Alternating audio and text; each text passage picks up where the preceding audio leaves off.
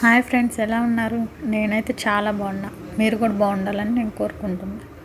ఈరోజు విలేజ్ స్టైల్లో chicken curry చేద్దామని ఫిక్స్ అయ్యా. మీరు కూడా చూసేయండి. ప్యాన్ పెట్టి ఆయిల్ పోసుకోవాలి, మనకి ఎంత కావాలంటే అంత. ఆయిల్ హీట్ ఎక్కాక సన్నగా కట్ చేసుకోవాలి ఆనియన్ని 1 or 2 సన్నగా కట్ చేసుకున్న ఆనియన్ని ఆయిల్లో ఫ్రై చేయాలి. బాగా రెడ్గా ఫ్రై చేయాలి ఫ్రెండ్స్. అప్పుడే గ్రేవీ వస్తుంది చికెన్ కర్రీలో. మంచిగా రోస్ట్ అయ్యేలాగా ఆనియన్ని ఫ్రై చేస్తూ ఒక చిన్న టమాటాని కట్ చేసుకోవాలి సన్నగా. మీ చాయిస్, టమాటా వేసుకోవచ్చు, వేసుకోకపోవచ్చు. నేనైతే వేస్తాను. ఒక చిన్న టమాటాని కూడా కట్ చేసి అది కూడా ఆయిల్లో ఫ్రై అవ్వాలి. ఆనియన్ టమాటా మంచిగా ఫ్రై చేశాక కొంచెం గరం మసాలా ఫ్రై చేసుకోవాలి. ఆయిల్లో ఫ్రై అయితే మసాలాలు మంచిగా గ్రేవీ కూడా బాగుంటుంది టేస్ట్. కొంచెం గరం మసాలా వేసుకొని ఫ్రై చేసుకోవాలి.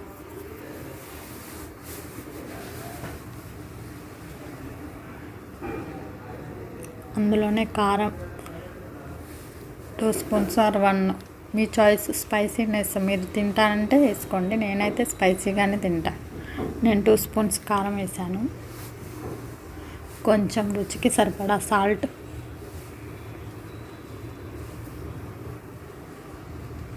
మంచిగా ఆయిల్లో ఫ్రై అయితే ఆ ఉప్పు కారం అనేది స్మెల్ ఉండదు, మంచిగా గ్రేవీ ఉంటుంది అన్నమాట. ఒక 5 minutes ఫ్రై అవ్వాలి. తర్వాత అల్లం వెల్లుల్లి పేస్ట్ ఆయిల్లో ఫ్రై అవ్వాలి. మంచిగా రెడ్గా రోస్ట్ అవ్వాలన్నమాట. అల్లం వెల్లుల్లి పేస్ట్ ఆయిల్లో ఫ్రై అయితే మంచిగా ముక్కకు పడుతుంది, చికెన్ కూడా టేస్టీగా ఉంటుంది.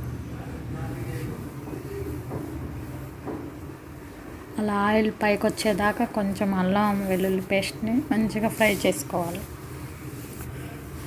కొంచెంసేపు సిమ్లో వదిలేయాలి. చూడండి, ఆయిల్ పైకి వచ్చింది, మంచిగా ఫ్రై అయినట్టు. మసాలాలు, ఉప్పు, కారం. ఇప్పుడు శుభ్రంగా కడుక్కున్న చికెన్ని వేసుకోవాలి మనం. నేను ఒక్కదాన్నే అని మా హస్బెండ్ కొంచెమే తెచ్చి వెళ్ళారులే. మీరు కొంచెమేనా అని కామెంట్స్ చేయొద్దు. మంచిగా మిక్స్ చేసుకోవాలి.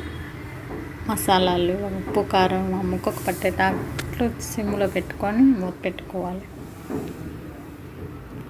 మంచిగా ఫ్రై అవుతుంది. అప్పుడప్పుడు తీసి కలుపుతూ ఉండాలి. కొంచెంసేపు అలాగే వదిలేయాలి. ఇప్పుడే వాటర్ పోయకూడదు. ముందే వాటర్ పోసేస్తే ముక్క ఉడకదనమాట. ప్లీజ్ లైక్ చేయండి, షేర్ చేయండి, కామెంట్ చేయండి. Please subscribe my channel. కొంచెం కరివేపాకు వేసుకొని మూత పెట్టుకోవాలి 2 minutes. మధ్య మధ్యలో అప్పుడప్పుడు కలుపుతూ ఉండండి. 1 glass ఆఫ్ వాటర్ పోసుకోవాలి. ముక్క మునిగేంత వరకు మనం వాటర్ పోసుకోవాలి. అప్పుడే చికెన్ కర్రీ మంచిగా ఉడుకుతుంది, టేస్ట్ బాగుంటుంది. మరీ ఎక్కువ వాటర్ పోసినా బాగోదు. ముక్క మునిగేంత వాటర్ పోసి హై ఫ్లేమ్లోనే పెట్టండి. కొంచెంసేపు మూత పెట్టి అలా వదిలేయండి, ఒక 1/2 hour అయినా. చూడండి, మంచిగా ముక్క ఉడికిపోతుంది. ఆయిల్ పైకి వస్తుంది చూడండి. అలా ఆయిల్ పైకి వస్తే ముక్క ఉడికినట్టు. కలిపి ఒక 5 minutes సిమ్లో పెట్టుకోండి. కొంచెం వాటర్ కూడా పోయి దగ్గరికి అవుతుంది, అప్పుడు చికెన్ కర్రీ టేస్ట్ వస్తుంది. ఆల్మోస్ట్ ఉడికిపోయింది. ఒక 5 minutes అలాగ వదిలేయండి మూత పెట్టి సిమ్లో. చూడండి, దగ్గరకు అయిపోయింది కర్రీ.